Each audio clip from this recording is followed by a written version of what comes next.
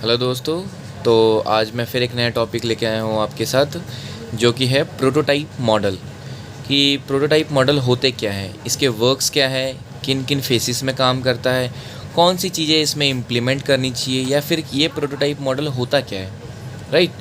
तो अब हम लोग स्टार्ट करते हैं। प्रोटोटाइप मॉडल होता क्या है। प्रोटोटाइप मतलब ये होता है कि हम लोग किसी भी, अगर मतलब मैं आपको एक एग्जांपल देके समझाता हूँ, आपको समझ में आ जाए कि हमारे पास किसी भी एक ऑर्गेनाइजेशन से कि कोई क्लाइंट आया हमारे पास, और इसी क्लाइंट ने हमको एक वर्क दिया कि मुझे एक ऐसा प्रोडक्ट चाहिए, या फिर उन्होंने हमें रिक्वायरमेंट्स बता दी कि मुझे इस तरीके का एक प्रोडक्ट चाहिए।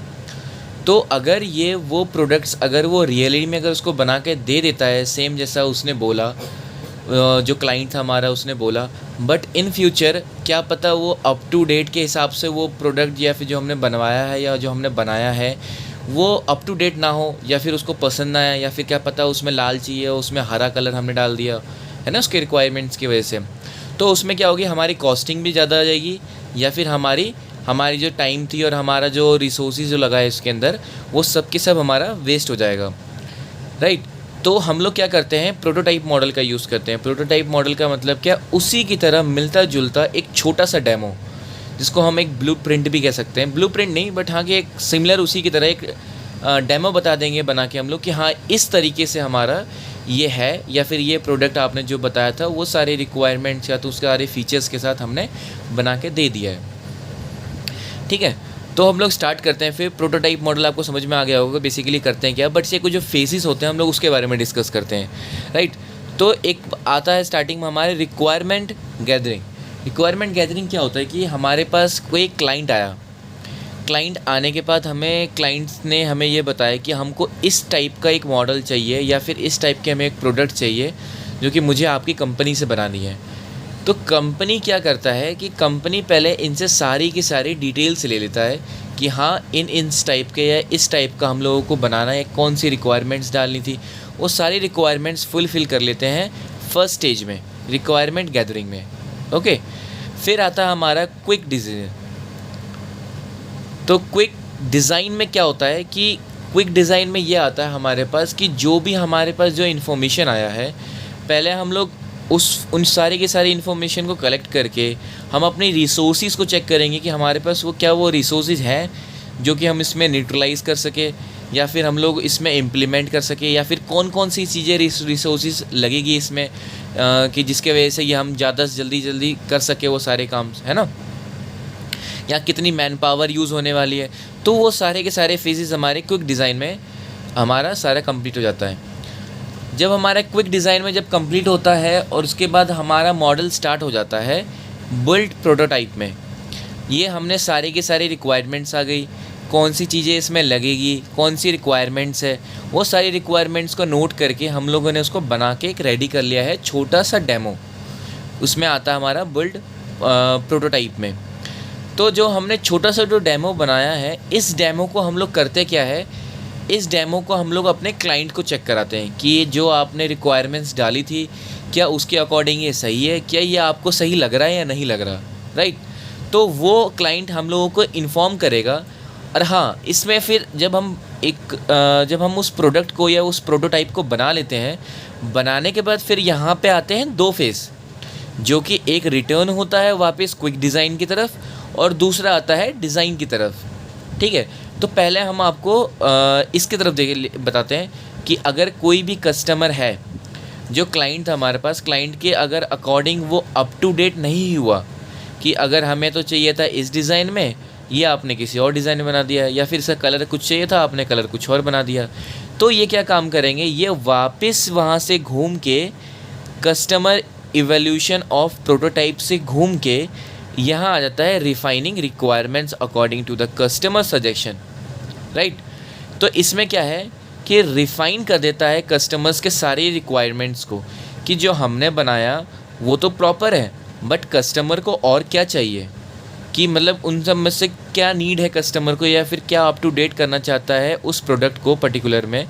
तो क्या काम करता है, फिर वापस जो रिक्वायरमेंट्स होती है फिर से वो क्लाइंट देता है हमें, और उन्हीं क्लाइंट के रिक्वायरमेंट्स को फुलफ़िल करती है हमारी फिर से quick design.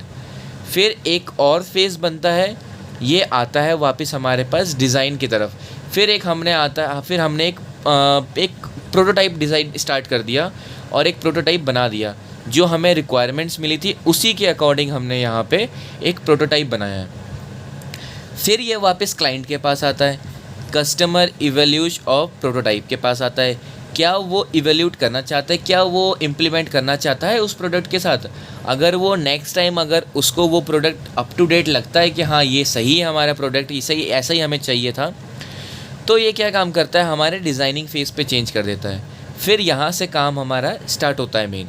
If the customer are not satisfy with that product, then वो क्या काम करता है, वापस फिर वो सेम सर्कल वो फिर से फेसेस यूज़ करता है, फिर से वापस रिक्वायरमेंट्स एनालाइज करेगा वो, फिर वो रिसोर्स चेक करेगा, फिर एक प्रोटोटाइप और बनाएगा, फिर ये वापस वहाँ पे आएगा।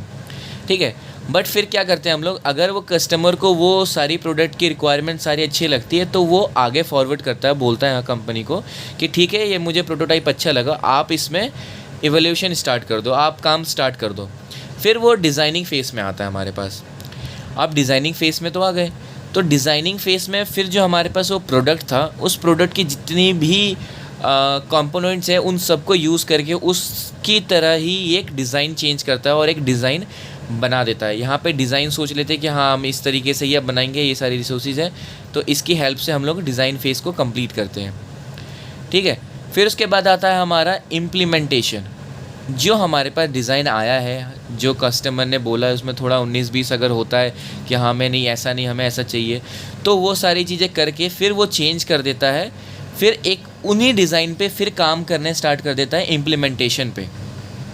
इम्प्लीमेंटेशन क्या करता है, कस्टमर की सारी रिक्वायरमेंट्स को, डिज़ाइन को नोटिस करते हुए वो उस पर काम करता है और वो प्रोडक्ट रियलिटी में वो बनाना स्टार्ट कर देता है। और ये यहाँ पे जब वो प्रोडक्ट बन जाता है, फिर उस प्रोडक्ट की वो टेस्टिंग करते हैं यहाँ पे कि वो प्रोडक्ट क्या चल रहा है या नहीं चल रहा, या फिर उस पर कुछ प्रॉब्लम तो नहीं है, या फिर क्या पता हमको कोई डीबग हो या फिर कोई रिक्वायरमेंट्स हो वहाँ पे जो कि हमने फुलफ़िल नहीं करी है।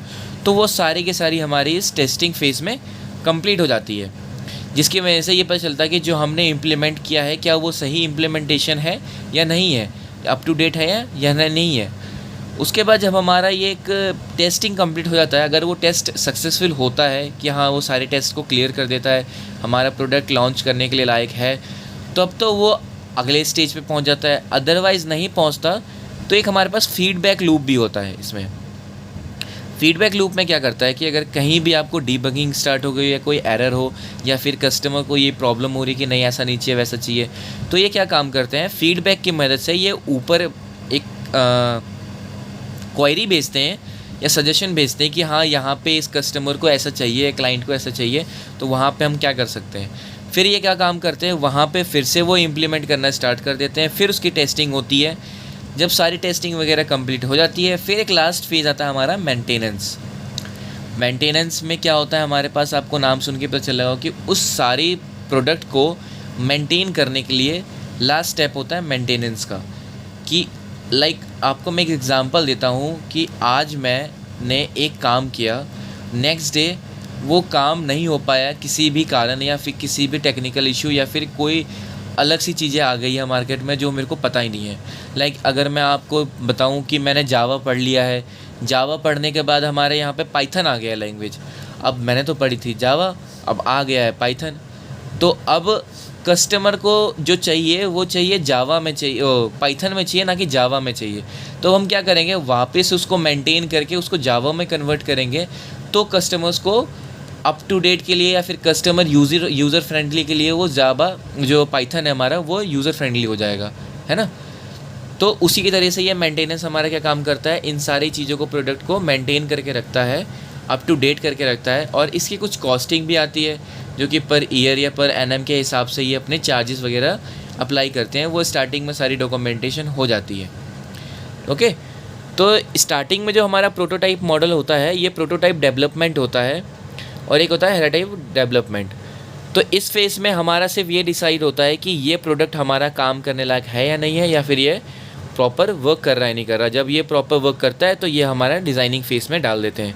तो डिज़ाइनिंग फेज़ में जब ये कंप्लीट हो जाता है तो हमारा वो प्रोडक्ट लॉन्च हो जाता है फिर मार्केट में, राइट। तो ये है हमारा प्रॉपर प्रोटोटाइप मॉडल। ओके, तो दोस्तों अगर ये वीडियो आपको हेल्प करी होगी आपके एग्ज़ामिनेशन में, तो इस वीडियो को शेयर करें अपने फ्रेंड्स के साथ और लाइक एंड सब्सक्राइब करें कि इससे मोटिवेशन मिलता है या फिर मोटिवेट हो कि नेक्स्ट अगर कोई भी क्वेरीज़ अगर आपको लगता है कि मेरे को समझ में नहीं आया तो आप कमेंट कर सकते हैं। मैं उस टॉपिक पे भी 10 मिनट के अंदर अंदर मैं ट्राई करूँगा उसको अच्छे से आपके सामने डिलीवर कर सकूँ। Okay, thank you.